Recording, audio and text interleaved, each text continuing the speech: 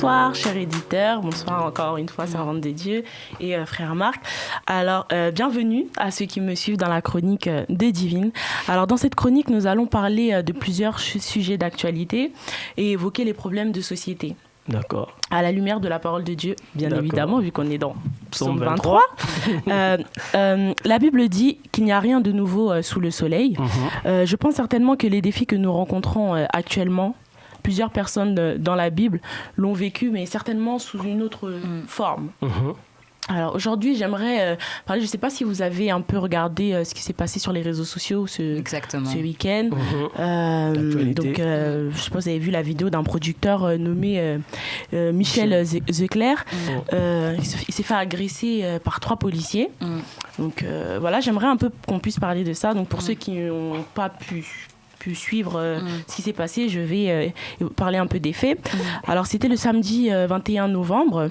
Donc Michel Zecler sort sans masque. Donc Michel Zecler qui est le producteur du studio. Il sort sans masque de son studio musical du 17e arrondissement de Paris. Il aperçoit une voiture de police. Il décide alors, toujours selon son témoignage, de retourner dans les locaux. Et c'est là qu'en fait 3 policiers entrent derrière lui et l'interpellent dans l'entrée en le rouant de coups. D'accord. Et je ne sais pas si vous avez également vu par la suite, les policiers ont nié les faits.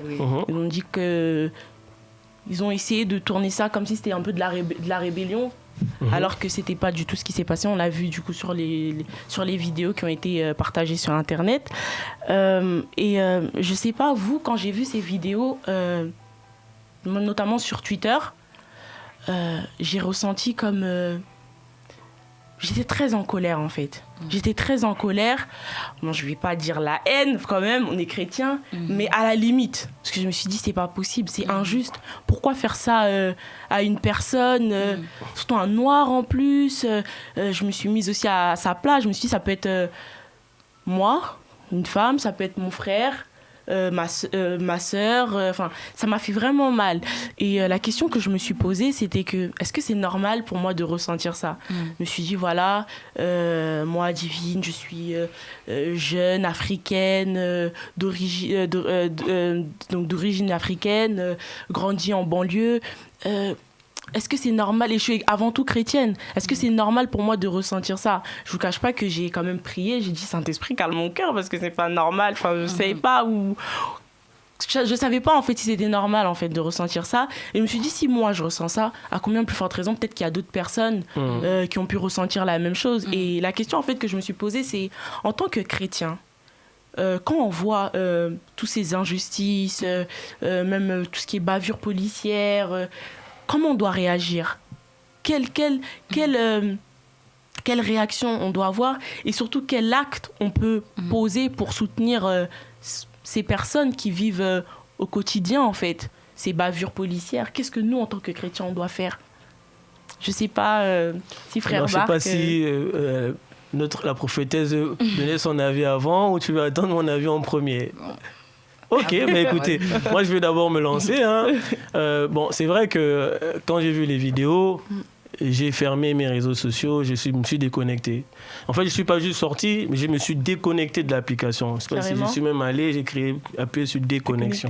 Je me suis déconnecté parce que sur la première réaction, j'ai senti ma chair a été touchée en fait. Je me dis mais waouh, il a été vraiment tabassé. C'est pas, les images sont choquantes en fait. Bon, la question que tu poses, je ne vais pas revenir sur l'émotion, ce qu'on a ressenti, mais la question que tu poses, c'est que qu'est-ce que nous, chrétiens, dans ce genre de situation, comment on doit réagir et qu'est-ce qu'on peut poser comme acte. Ok. La Bible va nous dire dans le psaume 82 de protéger l'opprimé, ou dans le psaume... le psaume 82 verset 3, Proverbe aussi 31 va aussi parler un peu dans ce sens. En tant que chrétien, c'est sûr que on ne doit pas rester insensible à l'injustice, au mal, aux gens que les gens subissent. Déjà, par définition, celui qui est animé de l'esprit, c'est quelqu'un qui est animé aussi de l'amour de Dieu. Donc, peu importe qu'il soit noir ou pas, une injustice, c'est une injustice. Oui. À plus forte raison encore, des questions qui nous concernent, nous, en tant que, on va dire, d'Africains en France ou en Europe, ces questions nous touchent personnellement. Mais en tant que chrétien, je vais parler pour moi-même, pour ma part. Je ne vais pas parler au sens de tous les chrétiens. Quand il y avait eu l'affaire Adama Traoré, George Floyd, quand il y a eu les 30 000 personnes qui ont marché dans Paris, moi, j'étais dans la foule. Déjà, personnellement, j'étais là, j'avais marché. J'avais marché, pas pour protester contre la police, parce que je suis quand même républicain, on doit respecter les choses, mais seulement pousser un cri en disant que tout être humain a droit à sa dignité. C'est très important. Ça, c'est premièrement. Mais après, la question est sensible parce qu'il y a une frontière qu'on peut facilement traverser, c'est de devenir un activiste rigoureux. C'est-à-dire tout ce qu'on va aller faire à l'extrême, c'est très dangereux. Ça, c'est très dangereux. Mais en tant que chrétien, moi, je pense qu'il faut soutenir les causes de justice. La Bible dit dans Romains 14, 17 que le royaume de Dieu, c'est la justice, la paix, la joie par le Saint-Esprit. Donc, quand on est animé du Saint-Esprit, on doit manifester la justice, on doit être des instruments de paix. Donc, là où il n'y a pas de paix, là où il n'y a pas de justice, quelqu'un qui est rempli du Saint-Esprit ne peut pas être à l'aise. Ouais, donc, c'est quelque chose déjà de fait. Mais maintenant, qu'est-ce qu'on peut faire? Sincèrement, il faut participer à des discussions. On ne demande pas d'aller dans la rue, taper les policiers, non. Mais il faut quand même faire savoir que, voilà, pour moi, là où on peut apporter une aide sur le plan déjà de la discussion, du dialogue, ou aussi d'éducation, c'est très important. Et aussi, il faut aussi comprendre qu'il y a des lois et il faut toujours essayer aussi d'être des gens qui participent à la vie publique et politique. Moi, je suis la chaîne parlementaire tous les jours. Tous les jours. Je prends toujours 30 minutes dans ma journée sur la chaîne 14. Il y a les débats à l'Assemblée nationale. Qu'est-ce qui se dit? Je prends toujours l'information. Et quand il y a des sondages où il y a on demande aux gens de donner leur avis, moi je participe toujours. En général, je fais ça de manière souvent aussi anonyme, mais en tant que serviteur de Dieu, en tant que pasteur, on est sensible à ces questions. Nos églises sont remplies de personnes qui vivent ces choses souvent au quotidien. Il faut leur faire comprendre que le Seigneur est avec eux et le Seigneur n'est pas pour qu'ils soient battus ou qu'ils soient victimes d'injustice, mais il faut aussi savoir qu'on doit en toute chose, à la limite du possible, parce que la chair est faible, l'esprit bien disposé, respecter ce que l'État dit. Mais il faut protester, mais protester avec une certaine mesure. En tout cas, ça, c'est mon avis. Je ne sais pas si la servante de Dieu. Moi, j'accompagne ce que le frère Marc a dit. Et ce que je trouve vraiment dommage, c'est qu'aujourd'hui, on aime un peu trop tout spiritualiser, dans le sens où même là où on peut aller protester, même là où on peut dénoncer ce genre de choses, on est en mode non, il faut juste prier. Franchement. La prière ne peut pas tout résoudre, en fait. C'est ça. Vous voyez? Parce qu'on ne peut pas rester chez nous à la maison et juste dire on va prier. Mais si c'était par exemple quelqu'un de notre famille, parce que moi j'ai connu ça, mon neveu a été sérieusement tabassé par des policiers. En plus, il sortait du coma, donc sans raison, on l'a tabassé. J'étais la bombe lacrymogène. Ma soeur qui essayait de filmer, on lui a arraché son téléphone. Non, donc, toute une histoire qui était là derrière. On a eu à faire des démarches aussi, contacter les chaînes télévisées de la Belgique, etc. Mais maintenant, ce qui est là, c'est que beaucoup de gens maintenant, tellement c'est pas quelqu'un proche d'eux, ils sont tous en mode aveugle. Donc ça me regarde pas, même partager sur les réseaux, ils ne vont pas partager. Et c'est vraiment en mode non, la Bible dit il faut combattre le bon combat de la foi. Mais, en fait, les gens, ils lisent les versets sans pour autant comprendre la révélation derrière le verset. Je suis d'accord qu'il y a des combats inutiles, mais un combat comme ça qui touche la communauté noire, nos frères, même si c'est pas quelqu'un de notre famille, mais c'est un frère à nous, il faut d'une manière ou d'une autre pouvoir le défendre, pouvoir même... Tu partages même sur les réseaux sociaux que tu dénonces cet acte-là. Au pire, si tu ne veux pas faire un live ou t'exposer ou parler, mais au moins tu montres en fait que tu es ensemble avec nous et pas faire les aveugles en mode non, il faut juste prier, on ne peut rien faire. on doit demander l'accord du Saint-Esprit pour aller protester. Vous savez, des fois, Dieu nous regarde, il est en mode, mais prier, oui, ok, mais attends, si c'était par exemple ton frère de sang qui était lapidé comme ça par les policiers, t'allais faire quoi? C'est vrai. Vous voyez? Donc, ça. des fois, on est vraiment en mode en ce qui concerne les situations, comme l'affaire de Adama, que ce soit George, etc. On est tous en mode, ça me regarde pas parce que c'est pas quelqu'un de ma famille. Mais je trouve qu'en tant que chrétien, on a le droit d'aller faire des marches et dénoncer toutes ces choses-là. C'est pas parce qu'on prie que genre, tout doit être spirituel. On habite encore sur Terre, je rappelle. Merci. Donc, parce qu'on est sur Terre, il est tout à fait normal d'avoir ce sentiment de colère. Et je dirais pas de haine, mais qu'on le veuille ou pas, tu ressens son plus profond de toi parce que t'en as marre, en fait.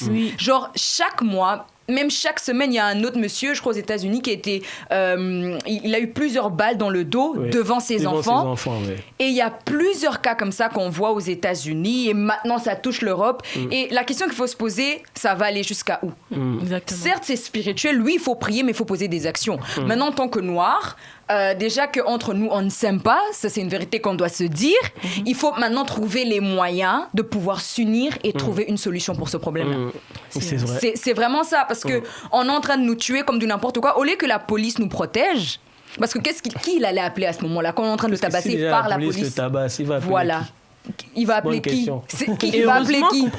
Qu'il y avait les vidéos. Heureusement. Qui sont maintenant interdits. Il y a une Pensons loi maintenant qui à des gens qui sont en prison à cause de ce type de policier, mais il n'y avait pas de caméra. Il n'y avait pas de caméra. caméra, donc il est en prison, il était innocent. Et je sais qu'il y a des policiers qui peuvent aller tellement loin dans leurs propos racistes, en fait. Ils te provoquent et ils attendent de ta part une certaine réaction. Ah, Seigneur. C'est vraiment ça. Et on est là en tant que Noirs, et qu'on le veuille ou pas, on dirait on vit encore dans le temps de l'esclavagisme et ça continue, mais là d'une autre manière en fait. Ouais, c'est pris une autre forme. Oui, une autre forme. Parce que pour un oui, pour un non, en fait, tu es attaqué. Vous allez voir que ils ont une drôle de manière de nous approcher, même pour nous contrôler en ce qui concerne les papiers. Et vous allez voir que plusieurs personnes de leur race vont passer avec une voiture de luxe, ils vont pas vraiment donner de l'attention. Mais quand c'est une personne de notre couleur, directement c'est sûrement il y a un trafic de drogue, sûrement il y a quelque chose. De luxe. Moi ça m'est arrivé. Oui. Effectivement. Moi, je suis d'accord avec vous et merci beaucoup. Franchement, que Dieu vous bénisse. Maintenant, j'ai un... Déjà, à savoir que tout ce que vous dites, c'est vraiment biblique. Je vais partager deux versets avec vous et peut-être nos chers auditeurs qui se posent ces questions. J'aimerais qu'on puisse prendre Ésaïe 1 au verset 17. Donc, la Bible dit « Apprenez à faire le bien, recherchez la justice, protégez l'opprimé, faites droit à l'orphelin et défendez la veuve. » Voilà. Lorsqu'on parle de l'opprimé, la définition de opprimé, c'est imposer une autorité excessive et violente à une personne ou un peuple. Amen.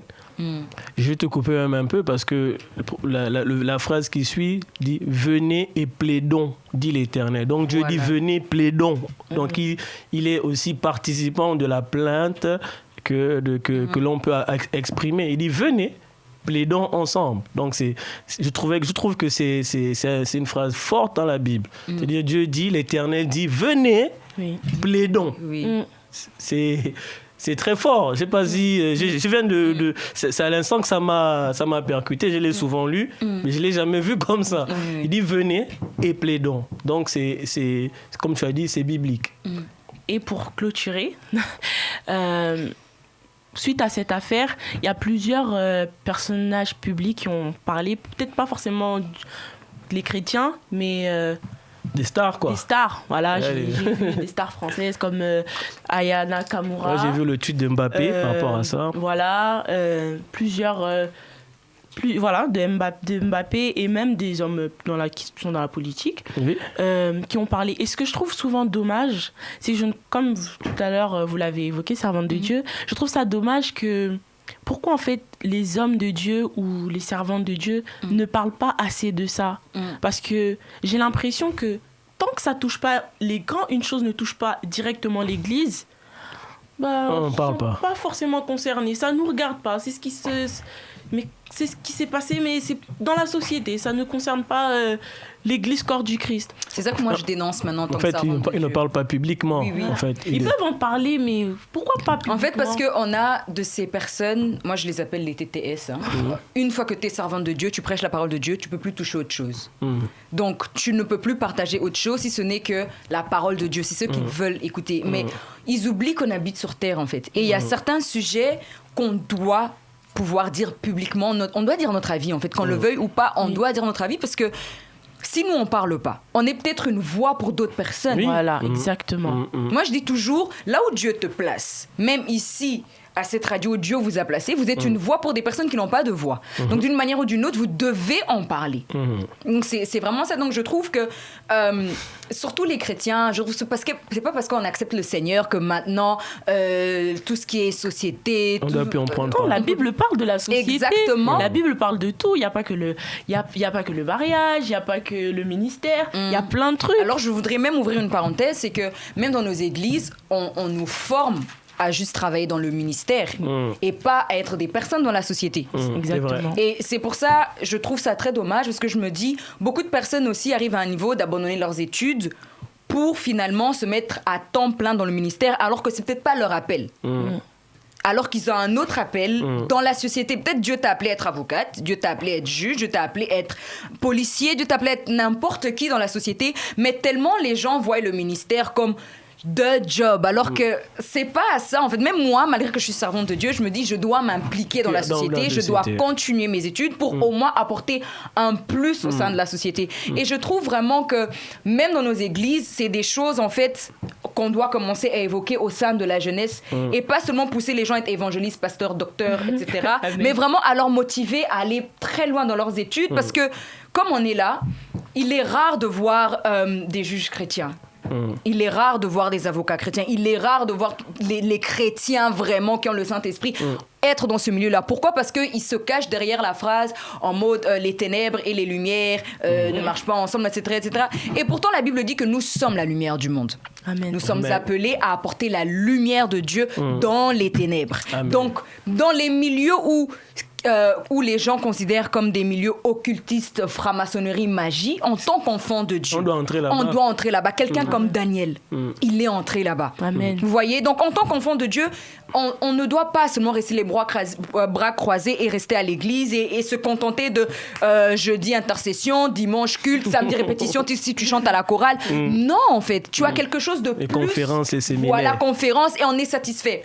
Parce qu'on reste entre nous dans l'église, mais on ne gagne pas On ne les gens gagne de pas, l'extérieur. ouais, c'est alors vrai. que le On a- vrai travail c'est est à l'extérieur. C'est vrai. C'est vraiment ça, en C'est fait. vraiment ça. Je crois qu'elle a tout dit, elle a Voilà, tout résumé. En tout cas, moi, ceux qui me concernent, ceux qui me connaissent, savent à quel point je m'implique dans beaucoup de choses, surtout sur les questions de société, politique.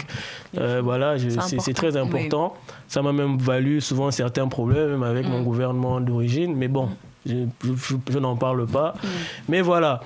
Donc, ton sujet soulève des questions qui nécessitent plusieurs réflexions profondes. Et je pense qu'il faut que l'Église, corps de Christ, ouvre ces dossiers-là et vraiment se penche sur la question qu'est-ce qu'on doit faire de manière très concrète. En tout cas, merci Divine.